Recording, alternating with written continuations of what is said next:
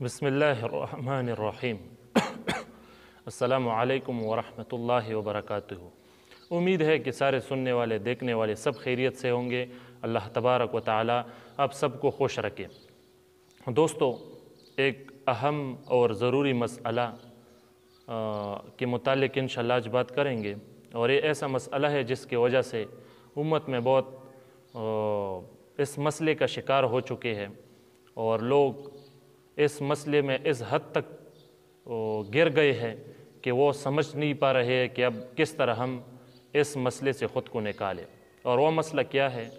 وہ مسئلہ یہ ہے کہ کسی مسلمان کو کافر اور مشرک کہنا۔ تو یہ کہنا کیسا ہے، اس کے متعلق تھوڑا سا میں آپ کے لیے تفصیل کرتا ہوں، تاکہ آپ کا ذہن اس میں آپ کو شرح صدر حاصل ہو اس مسئلے میں۔ دوستو، بریقہ صفحہ 86 جلد 2 اور دیگر کتابوں میں بھی ہے کہ ایک مسئلے میں اگر 99 اقوال احتمال کفر کے ہو اور ایک قول احتمال اسلام کا ہو، تو مفتی کو چاہیے کہ ایک احتمال والے قول پر عمل کرے اور اس کو ترجیح دے۔ اس کا کیا مطلب ہے؟ یہ جو قول ہے نا، یہ ان لوگوں کے لیے نہیں ہے جو بڑے شوق سے کفر کرے اور آپ اس میں طویل کرتے چلو۔ یہ اہل سنت والجماعت کے جو لوگ ہیں ان کے متعلق میں اپنے جتنے بھی مکاتب فکر ہے سب کو یہ کہنا چاہتا ہوں کہ دیکھو، یہ اہل سنت والجماعت کی جن مسائل کی وجہ سے آپ ان کو کافر اور مشرک کہہ رہے ہو، تو دراصل وہ ان مسائل میں معاولین ہے، وہ اس مسائل میں طویل کرتے ہیں۔ تو آپ کو چاہیے، یہ جو کفر کے فتوے دیتے ہیں، آپ کو چاہیے کہ آپ اس کی طرف اس نظر سے دیکھیں کہ اس میں اسلام والی پہلو کتنے ہیں۔ تو اس میں تو کوئی شک نہیں کہ وہ سب مسلمان ہیں، اہل سنت والجماعت والے۔ تو آپ کو کفر کا فتویٰ نہیں دینا چاہیے، اور آپ کو کم سے کم اس قول پر عمل کرنا چاہیے کہ جس کے اندر 99% کفر کے آپ کے باتیں مل جائے اور 1% مسلمانی والی، تو آپ 1% کو ترجیح دیں۔ تو یہ اہل سنت والجماعت کے حق میں ہے یہ، تو آپ کو احتیاط کرنا چاہیے۔ باقی جو شوق سے کفر کرے، جو واقعی کافر ہو، اس میں آپ احتمالات مت ڈھونڈو، اس میں یہ باتیں مت ڈھونڈو کہ چلو دیکھتے ہیں کہ کوئی مسلمانی والا پہلی بھی اس میں ہو یا نہیں۔ جو گستاخ رسول ہے، جو شوق سے کفر کرے، اس میں طویل کرنے کی کوئی ضرورت نہیں ہے۔ کافر تو کافر ہی ہوتا ہے، مگر اہل سنت والجماعت کے حق میں احتیاط کرنا چاہیے۔ یہ اہل سنت والجماعت کے بہت سے مسائل میں لوگ کفر اور شرک کے فتوے جاڑ دیتے ہیں اس پر، تو اس قول پر آپ کو عمل کرنا چاہیے، اور ویسے ہی کفر کے فتوے نہیں دینے چاہیے۔ دوستو، اسی طرح سے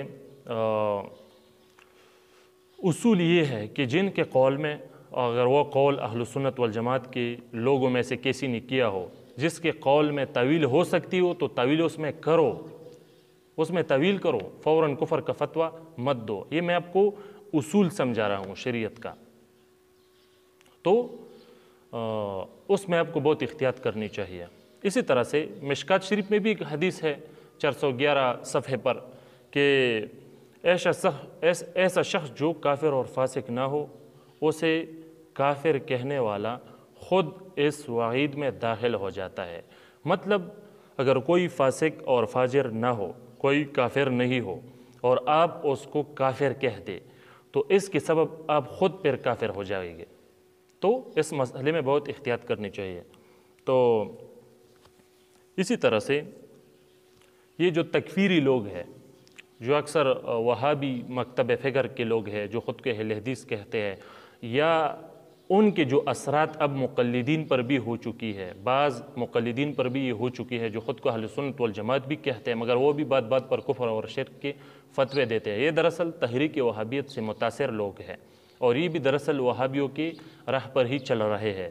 تو ان کے اس کفر کے فتووں کے سبب کافروں کو بھی یہ موقع مل جاتا ہے مسلمان کو توڑنے کے لیے، کیونکہ کفر کے فتووں سے تو انتشار پیدا ہو جائے گا، مسلمان ایک پلیٹ فارم پر نہیں رہیں گے، تو کافروں کو بھی موقع مل جائے گا۔ تو یہ لوگ جس کا نسب العین اور محبوب مشغلہ ہی مسلمانوں کو کافر کہنا ہے، تو ان کو احتیاط کرنا چاہیے، ایسا نہیں کرنا چاہیے۔